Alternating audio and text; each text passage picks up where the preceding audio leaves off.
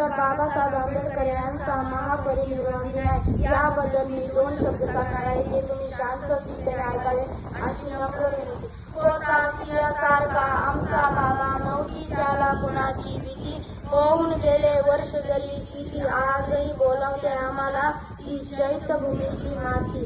आदरणीय व्यासपीठ, सन्माननीय गुरुजन वर्ग व येथे जमलेले माझे मित्र मैत्रिणी, भारतीय राज्यघटनेचे शिल्पकार, स्वतंत्र भारताचे पहिले कायदामंत्री व दलितांचे कैवारी, भारतरत्न डॉक्टर बाबासाहेब आंबेडकर यांचा स्मृती दिन 7 डिसेंबर हा महापरिनिर्वाण दिन म्हणून साजरा केला जातो. महामानव डॉक्टर बाबासाहेब आंबेडकर यांचे 7 डिसेंबर 1956 रोजी दिल्ली येथे निधन झाले. डॉक्टर बाबासाहेब आंबेडकर यांनी निधनापूर्वी 14 ऑक्टोबर 1956 रोजी बुद्ध धर्म स्वीकारला होता.